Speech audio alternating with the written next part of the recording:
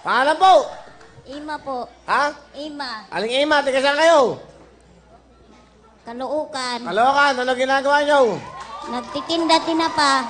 Masarap ang tinapa. Opo. Kamatis, May asin. regalo nga ako, Kuya Will, tinapa. Asan? Andyan. Asan? Ayun pala eh. O kayo, tinatago mo. Tinapa? Opo. Ayun, dami oh. Oh. Sa kamatis, no? Tinapa. Saan nakakatawa, gumagalaw pa. Okay, Nana, salamat ha.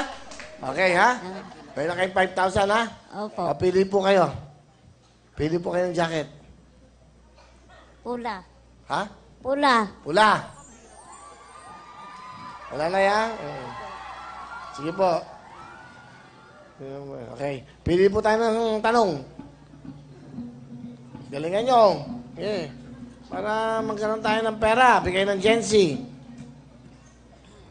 Ayan. Medyo madali ito. Kung ang lihim ay secret, ano naman ang kalihim? Quiet please. Ano naman ang kalihim? Sek. Parang may puhunan siya. Hirap ang buhay ng mga yan eh. Tari! Tari! Ha? Alam niyo ba sagot? 5 segundo, go!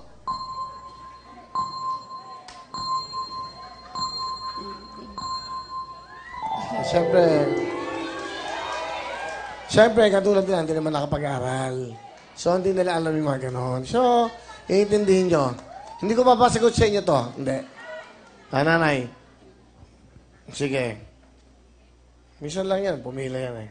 Okay. Ano apelyido ko? Bilyame. Ha? Bilyame. Naku, mali pa. Patay na yun. Si Yoyo Bilyame yun. Mali. Oh.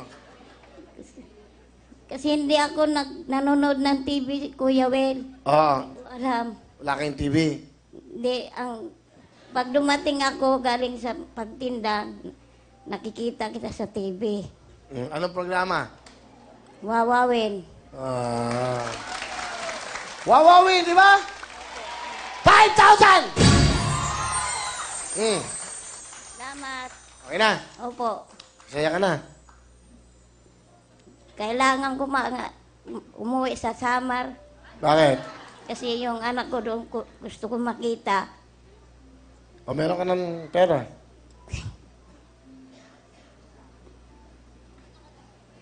Ano?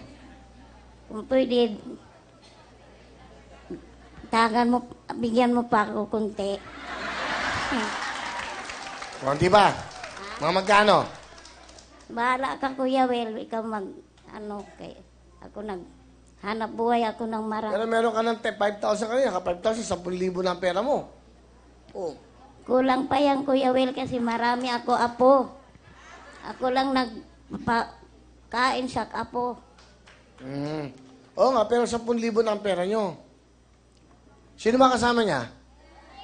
Kayo? Okay. Sige, ito na lang. Huwag nyo nang galawin yung pera niya. Bibigyan ko na lang kayo ng pamasahe nyo. Okay na? Opo. Okay na sa inyo yan. May 10,000 na kayo. Opo. O, sige, para sa inyo, ha? Salamat, Kuya Will. Oh. Thank you. Kaya ano? Yung mga jacket, saka pa yung cellphone.